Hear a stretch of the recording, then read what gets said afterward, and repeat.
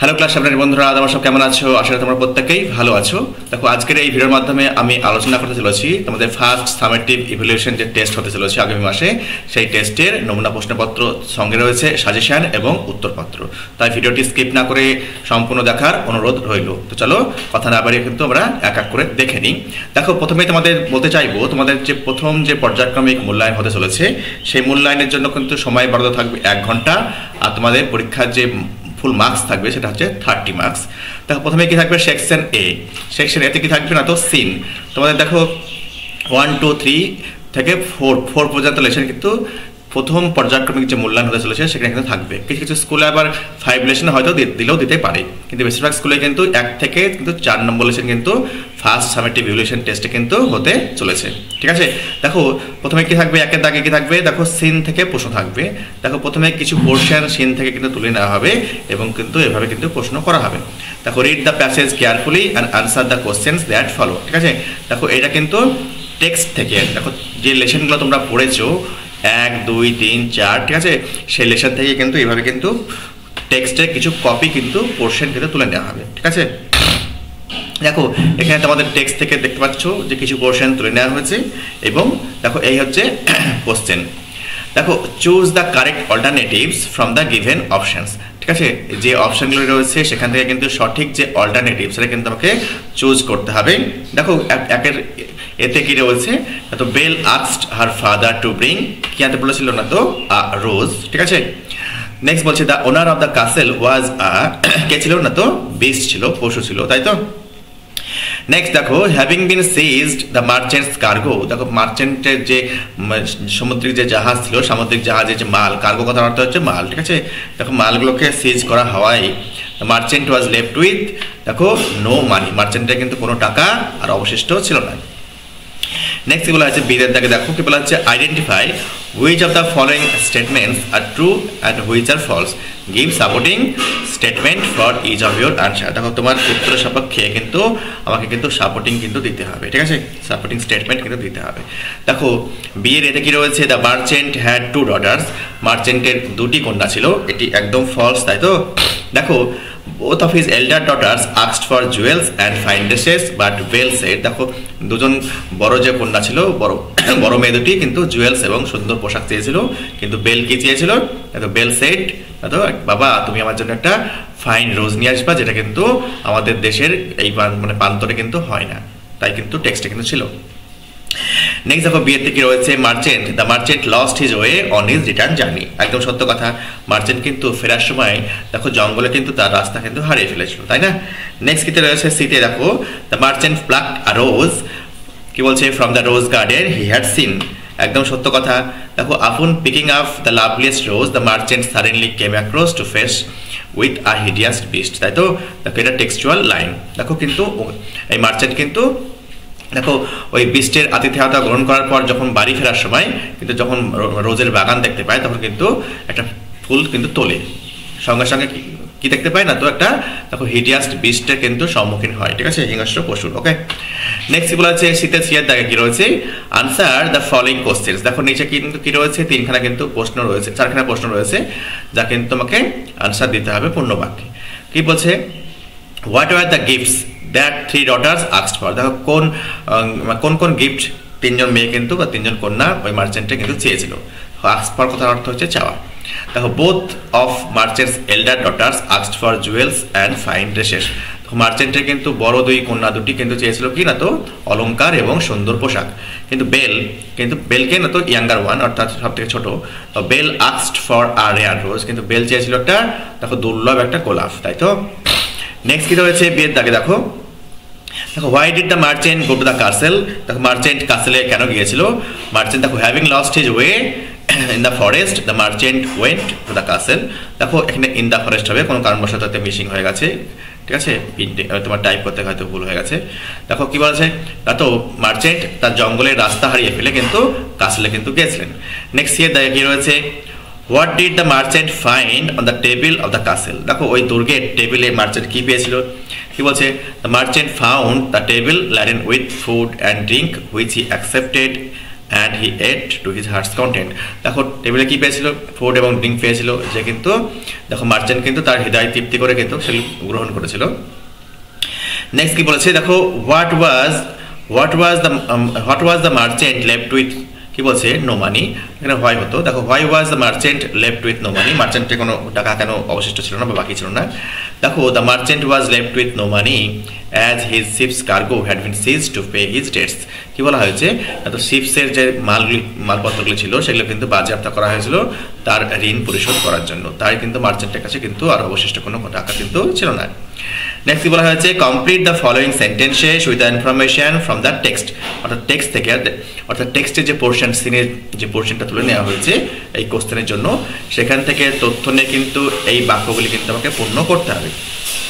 এই প্রসঙ্গে আমি বলতে চাইবো, দেখো যতটুকু পোর্শন লেখা রয়েছে, ঠিক আছে, সেন্টেন্সের বাকি যে পোর্শনটা বাকি রয়েছে সেই পোর্শনটা কিন্তু আমাকে লিখে দিলে কিন্তু এটা কিন্তু কাজ কমপ্লিট। তাহলে আবার প্রথম কাজ কি হবে, সেন্টেন্সটা কোথায় রয়েছে তোমাদের কিন্তু একটু খুঁজে বার করতে হবে।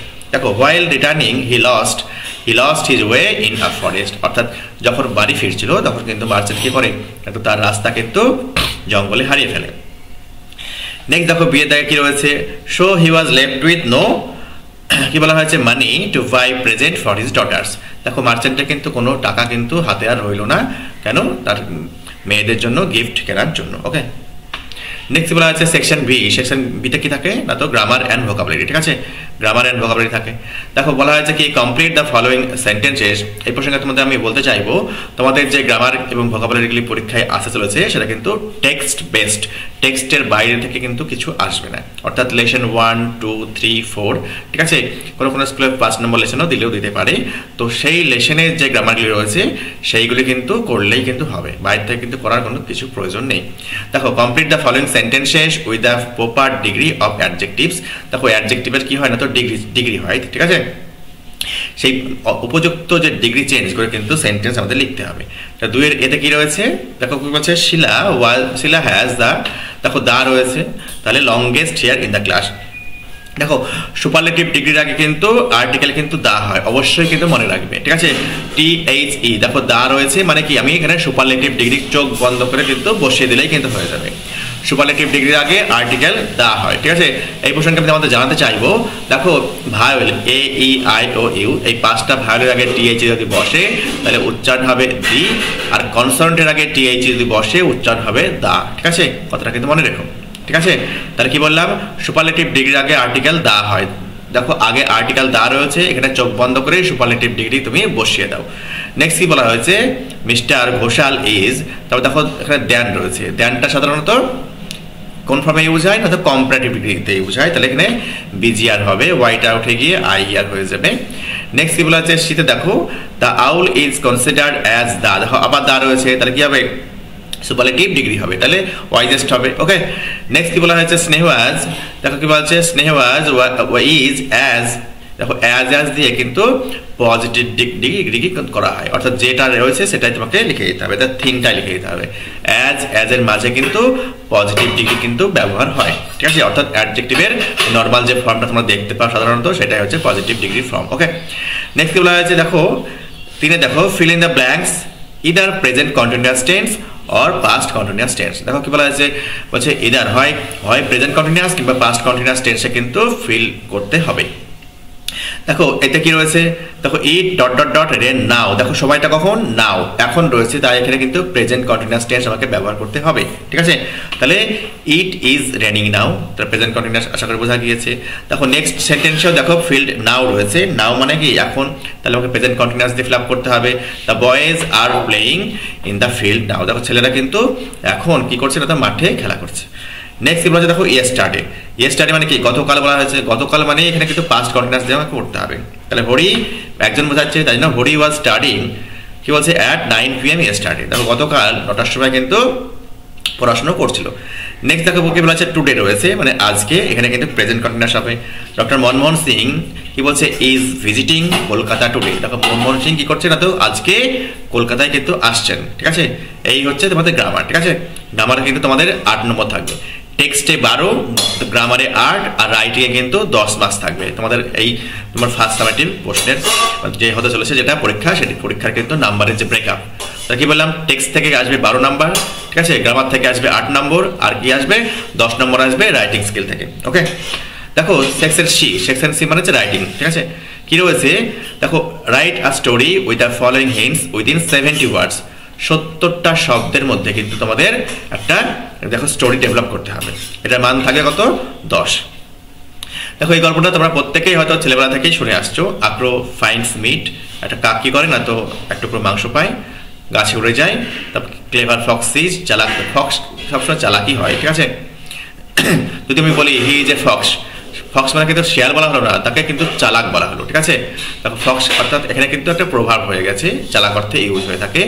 সেজ to crow sing, crow sings, দেখো meat falls, fox takes, crow sad, fly যাবে, ঠিক আছে। দেখো এই হিন্টসগুলো ব্যবহার করে কিন্তু আমাদের একটি স্টোরি ডেভেলপ করতে হবে। দেখো hungry crow spotted a piece of meat, দেখো একটা ক্ষুধার্ত কাক দেখতে পেলো বা চিহ্নিত করলো কি না তো এক টুকরো মাংস।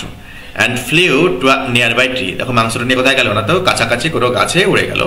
ক্লাসিং ইট ট্রায়াম্ফ্যান্টলি, দেখো ওই মাংসের ইট বলতে কিন্তু পিস অফ মিটকে বলা হয়েছে, অর্থাৎ মাংসের টুকরোকে ধরে এটা বিজয় উল্লাসভাবে ধরে কিন্তু গাছের ডালে বসলো। বিলো, ঠিক গাছের নিচে, a clever fox watched with hungry eyes, দেখো একটা চালাক ফক্স কি করলো না তো ক্ষুধার্ত চোখে কিন্তু ওই মিটের দিকে কিন্তু তাকিয়ে রইলো, মানে মিটটাকে দেখলো। Oh crow what a beautiful bird you are, দেখো একটু আগেই বললাম চালাক, বলছে তুমি কি সুন্দর পাখি কাক, সিং ফর মি, দেখো বলছে কি আমার জন্য একটু গাও, গান করো। দ্য ফক্স, দেখো দ্য ফক্স কল্ড, দেখো কি বলছে, দেখো ফক্সকে কিন্তু বললো ও ক্রো, বলছে ও কাক তুমি কি সুন্দর পাখি, দেখো আমার জন্য একটু গান করো। দেখো ফ্ল্যাটার্ড, দেখো এই কথায় কিন্তু তোষামোদ হয়ে গিয়েছে, অর্থাৎ দেখো কি বলা হয়েছে, দেখো ভুলে গিয়েছে। The crow began to sing, দেখো কাক কিন্তু গান করতে শুরু করলো। But the meat slipped from her beak, দেখো কিন্তু কাকের যে ঠোঁট থেকে কিন্তু মাংসের টুকরোটা পড়ে গেল, দেখো টাম্বলিং ডাউন, ঠিক আছে, নিচে পড়ে গেল কাঁপতে কাঁপতে। The Fox snatched it up, দেখো গ্রিনিং, দেখো ফক্স কিন্তু কি করলো, গ্রিনিং মানে দাঁত ফাঁক করে হাসা, দাঁত বার করে হাসা, দাঁত বার করে হাসতে হাসতে ওই মাংসের টুকরোটাকে ছিনিয়ে নিয়ে চলে গেল। দ্য ক্রো রিয়েলাইজড, কাক কিন্তু বুঝতে পারলো হার মিস্টেক, ঠিক আছে, তার ভুলটা বুঝতে পারলো। ফ্লি অ্যাওয়ে, উড়ে গেল। হার্ট হেভি উইথ স্যাডনেস, অত্যন্ত ভারাক্রান্ত হৃদয়, ঠিক আছে, অত্যন্ত হেভি হার্টে, ঠিক আছে। এই হচ্ছে আলোচ্য গল্প। আশা করি তোমাদের এই প্রশ্নপত্র খুব ভালো লেগেছে। এই প্রশ্নপত্র তোমরা রেডি করে নাও, আমি তোমাদের কথা দিচ্ছি তোমরা 100-এ 100 একদম কমন পেয়ে যাবে। এই গল্পটা কিন্তু পরীক্ষায় আসছে, তোমরা একদম নিশ্চিত থাকো। আমি কিন্তু প্রত্যেকটা টেক্সটের প্রশ্নপত্র ভালো করে দেখার পরে কিন্তু সেট করেছি প্রশ্ন, ঠিক আছে। তোমরা খুব সুন্দরভাবে করে নাও, এই গল্পটা খুব সুন্দরভাবে রেডি করে নাও, দেখো তোমরা কিন্তু একদম 100-এ 100 কিন্তু কমন পেয়ে যাবে। আশা করি তোমাদের ভিডিওটি ভালো লেগেছে। ভিডিওটি ভালো লাগলে একটা লাইক দিও এবং চ্যানেলটিকে অবশ্যই সাবস্ক্রাইব করে অবশ্যই আমার পাশে থেকো। ভালো থেকো, সুস্থ থেকো।